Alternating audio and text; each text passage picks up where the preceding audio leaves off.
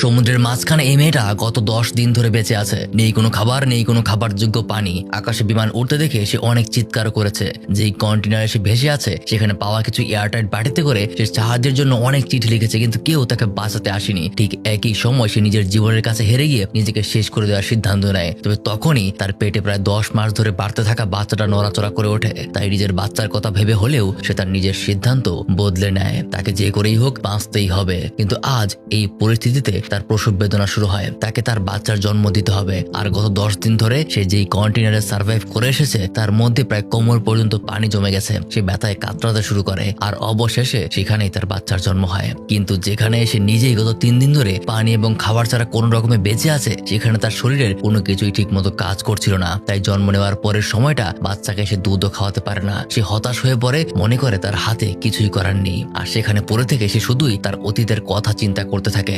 তার নাম হলো নিয়া। আজ থেকে 2 সপ্তাহ আগেও সে তার দেশেই ছিল। স্পেন সহ তার আশেপাশের কিছু দেশে অনেক বছর ধরে বিশাল দুর্ভিক্ষ চলছে। তাই খাবারের অভাব মেটানোর জন্য সরকার একটা কঠিন পদক্ষেপ নিয়েছিল। বৃদ্ধ থেকে শুরু করে বাচ্চা, ভিক্ষুক এবং গরিব সকল মানুষকে সরকার তার ফোর্সদেরকে সবাইকে দুনিয়া থেকে সরিয়ে ফেলার আদেশ দিয়েছিল, যেটাকে বলে গণহত্যা। এমনকি গর্ভবতী মহিলাদেরকেও বাচ্চা জন্ম দেওয়ার আগেই দুনিয়া থেকে সরিয়ে ফেলার আদেশ জারি করা হয়েছিল। মানুষ অনেক প্রতিবাদ করছিল, কিন্তু তার পরিণামেও তাকে দুনিয়া থেকে সরিয়ে ফেলা হতো। তাই লোকাল মানুষগুলো নিজেদেরকে বাঁচানোর জন্য এক চোরা চক্রের সাথে কথা বলে তাদের দেশ থেকে পালানোর সিদ্ধান্ত নেয়। আর যেইখানে সেই মানুষগুলোকে কিছু বিশেষ কন্টেইনারের মধ্যে ঢুকিয়ে দেওয়া হবে আর মালামালের সাথে তাদেরকে অন্য কোনো দেশে পাঠিয়ে দেওয়া হবে। আর সেখানেই নিয়ে আর তার হাজবেন্ড তার দেশ ছেড়ে চলে যাওয়ার প্রস্তুতি নিচ্ছে। তারা ভেবেছিল দুজনে একসাথে একই কন্টেইনারে থাকতে পারবে, কিন্তু হঠাৎ বিপদ চলে আসার কারণে দুজনে দুটো আলাদা কন্টেইনারে ভাগ হয়ে যায়। তো নিয়ার হাজবেন্ড তাকে ফোন করে জানায় কাউকে সহজে বিশ্বাস করবে না আর কখনো হাল ছাড়বে না। কিন্তু জাহাজে কন্টেইনার লোড করার সময়টাতেই এই ঘটনায় অফিসারদের সন্দেহ হয়। তাই তারা এর ভেতরে ঢুকে চেক করতে যায় আর দেখতে পায় কন্টেইনারের ভেতরে মালামালের সাথে অনেকগুলো মানুষকে দেশের বাইরে পাঠিয়ে দেওয়া হচ্ছে। যা দেখে অফিসারেরা বাইরে থেকে কন্টেইনারের ভেতরে একদম বৃষ্টির মতো গুলি করতে শুরু করে, যাতে করে ভেতরে থাকা প্রত্যেকেই একদম শেষ হয়ে যায়। তারপর সবার বডি ভেতর থেকে বের করা হয়। কিন্তু ওই সময়টাতেও নিয়া তখনও বেঁচে ছিল, কারণ বিপদ বুঝতে পেরে সে কন্টেইনারের ভেতরে যে মালামাল ছিল তার একদম উপরে উঠে গিয়েছিল, যেখানে অফিসারদের চোখ পৌঁছায়নি। তারপর স্বাভাবিকভাবেই কন্টেইনার একদম এয়ারটাইট করে জাহাজে উঠিয়ে দেওয়া হয়। তখনও নিয়া সেই কন্টেইনারের ভেতরে এই আশায় আছে যে তারা যখন অন্য দেশে পৌঁছে যাবে তখন হয়তোবা সবকিছু ঠিক হয়ে যাবে। আর এই ভাবতে ভাবতে সে নিজের জ্ঞান হারায়। কিন্তু যখন তার নিজের জ্ঞান ফিরে আসে সে দেখতে পায় তার কন্টেইনারের ভিতরে হুড়মুড়িয়ে পানি ঢুকতে শুরু করেছে, এমনকি অনেকাংশ পানিতে ডুবেও গেছে। সে কিছুই বুঝতে পারে না যে কি হচ্ছে এগুলো। আসলে 5 ঘন্টা আগে তাদের জাহাজ একটা ঝড়ের কবলে পড়েছিল, যার কারণে উপর থেকে অনেকগুলো কন্টেইনার পড়ে গেছে, তারটাও সমুদ্রের মাঝে পড়ে গেছে। আর এখন বন্দুকের গুলির কারণে যে ফুটোগুলো হয়েছে সেই ফুটো দিয়েই পানি ঢুকতে শুরু করেছে। সে কিছু বুঝতে না পেরে মোবাইল বের করে, কিন্তু সেটা ভেঙে একদম চুরমার হয়ে গেছে। তার ডিসপ্লে কাজ করে না। এমনকি সে সমুদ্রের এমন একটা জায়গায় আছে যেখানে নেটওয়ার্কও কাজ করবে না। মূলত সেই গুলি করার সময় নিচের দিকে কয়েকটা গুলি লেগেছিল আর সেগুলো দিয়েই পানি ঢুকছে। তাই সে একটা শক্তিশালী টেপ খুঁজে বের করে, যেটা দিয়ে পানি আটকানোর চেষ্টা করে। কোনো রকমে সে ফুটোগুলো বন্ধ করে। তারপর ভেতরে মালামালের বক্সগুলো খুলে সে কিছু জিনিসপত্র দেখতে পায়। একটার মধ্যে কিছু এলইডি টিভি ছিল, একটার ভিতরে খালি কিছু এয়ারটাইট বক্স, আর অপরটায় ছিল ইলেকট্রিক্যাল জিনিসপত্রের অনেকগুলো হেডফোন। কিন্তু কোথাও খাবারের কোনো জিনিস ছিল না। ঠিক তখনই সে বাইরে থেকে অনেকগুলো চিৎকার চেঁচামেচির আওয়াজ শুনতে পায়। একটা ফুটো দিয়ে সে যখন বাইরে তাকায় সে দেখতে পায় তার হাজবেন্ড যে কন্টেইনারে ছিল সেটাও ডুবে যেতে শুরু করেছে। তার ওজন বেশি ছিল আর তার চোখের সামনেই সেটা সমুদ্রের পানিতে তলিয়ে যায়। আর এই ঘটনার পর থেকে নিয়া এবার সত্যি একদম একা হয়ে গেল। আর তারপর 2 দিন এইভাবেই পার হয়ে যায়। তার কাছে 2 বোতল পানি আর সামান্য কিছু খাবার ছিল, সেগুলো এখন প্রায় শেষ পর্যায়ে। নিয়া কন্টেইনারের দেয়ালে পানির লেভেল মাপতে শুরু করে আর সেই এয়ারটাইট বক্স থেকে রাবার জোগাড় করে এক এক করে সেই ফুটো বন্ধ করতে শুরু করে, কারণ এই 2 দিনে সেই টেপ ভেদ করে অনেকটা পানি ভেতরে ঢুকে গেছে।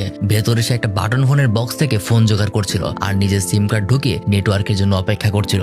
তারপর আরো কয়েকটা দিন সে ওভাবেই কোন রকমে পার করে। তারপর ঠিক এই অবস্থাতেই তার প্রসব বেদনা শুরু হয়। কন্টেইনারের ভেতরে এই পানিতেই নিয়া খুব যন্ত্রণা নিয়ে তার বাচ্চার জন্ম দেয়। বাচ্চাটা কান্না করতে থাকে কারণ তাকে দুধ খেতে হবে, কিন্তু নিয়ার শরীর বাচ্চার দুধ তৈরি করতে পারছিল না, কারণ নিজেই সে গত অনেক দিন ধরে না খাওয়া অবস্থায় আছে। তবে সাথে সাথে না হলেও কয়েক ঘন্টা পর সে বাচ্চাকে সামান্য দুধ খাওয়াতে পারে। তারপর খোঁজাখুঁজি করতে করতে হঠাৎ ওখানে একটা ব্যাটারি চালিত ড্রিল মেশিন সে খুঁজে পায়। তাই এবার সে কন্টেইনার থেকে বাইরে বের হওয়ার একটা রাস্তা তৈরি করতে থাকে, কিন্তু একসময় সেটারও ব্যাটারি শেষ হয়ে যায়। এরপর নিয়ে আশেপাশে থাকা অনেক ধারালো জিনিসপত্র দিয়ে জায়গাগুলো কাটতে শুরু করে, কিন্তু সে কোনোভাবেই সফল হচ্ছিল না। তাই হাল ছেড়ে দিয়ে নিচে বসে পড়ে, কারণ তার কাছে যে 2 বোতল পানি ছিল সেগুলো শেষ হয়ে গেছে। ঠিক তখনই ড্রিল মেশিন দিয়ে যেই ফুটোগুলো করেছে সেখান থেকে পানি পড়তে শুরু করে। আসলে বাইরে বৃষ্টি শুরু হয়েছে আর আজ 2 দিনের মাথায় সে অনেকটা খাবারের পানি জোগাড় করতে পারে। সে ওখানে পাওয়া বাটিগুলো ব্যবহার করে খাবারের পানি জোগাড় করে রাখে। আর এই ঘটনা তার জীবনটা বাঁচিয়ে দেয়, কারণ একটা মানুষ না খেয়ে নিজের শরীর জমাকৃত চর্বি থেকে কয়েক সপ্তাহ পর্যন্ত বেঁচে থাকতে পারে, কিন্তু পানি ছাড়া এক সপ্তাহ সেটা সম্ভব না।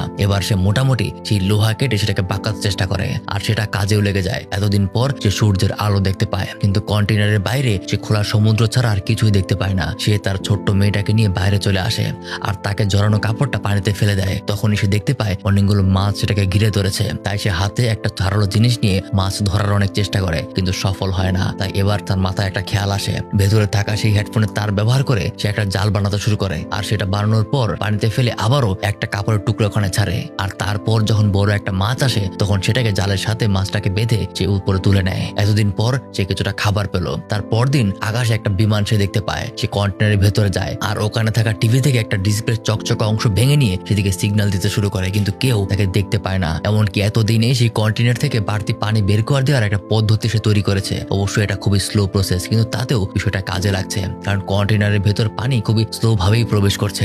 এরপর ভেতরে থাকা কিছু জিনিসপত্র দিয়ে সে সাহায্যের অনেকগুলো নোট লিখে পানিতে ছেড়ে দেয়, কারণ যাই হয়ে যাক সে তার বাচ্চার জীবনের জন্য শেষ পর্যন্ত লড়াই করবে। কিন্তু এই পর্যায়ে এসে কন্টেনারের ভেতরের পানির লেভেল অনেক বেশি বেড়ে গেছে, তাই তার সিস্টেম আর কাজ করছে না। সেই জন্য সে তার বাচ্চাকে নিয়ে কন্টেনারের ছাদের উপরে চলে আসে আর বেঁচে থাকার জন্য ছোট্ট একটা বোট আকৃতির জিনিস তৈরি করে আর সেটার মধ্যে তার বাচ্চাকে বেঁধে দেয়। আর তারপর কয়েক ঘন্টা পার হলে হঠাৎ করে পানির প্রেসারে যেই ফুটোগুলো বন্ধ করেছিল সেগুলো খুলে যায় আর কন্টেনারের ভেতরে দ্রুত গতিতে পানি ঢুকতে শুরু করে। সে ফুটো বন্ধ করার জন্য ভেতরে ঢুকে, কিন্তু তখনই ভেতরে থাকা কিছু জিনিস তার পায়ে জড়িয়ে যায়। ততক্ষণে কন্টেনার তাকে নিয়ে ডুবে গিয়েছে, কিন্তু শেষমেশ সে যখন বাইরে বের হয় তখন সে তার বাচ্চাটাকে কোথাও খুঁজে পায় না। তার বাচ্চাকে আগেই ওখান থেকে ভাসমান একটা ছোট্ট নৌকায় সে বেঁধে দিয়েছিল, কিন্তু সে ভেসে কোন দিকে গেছে এই রাতের অন্ধকারে সে বুঝতে পারছে না। এক সময় তার বাচ্চা কান্না করে ওঠে, যার কারণে সে তাকে খুঁজে পায়। ওই রাতটা ওভাবেই পার করে। তার বানানো নৌকাটা ছিল খুবই ছোট, সেখানে সে শুধু তার বাচ্চাকে রাখতে পারবে। কিন্তু তখনই অনেকগুলো সিগাল পাখি তাদেরকে এসে ঘিরে ধরে।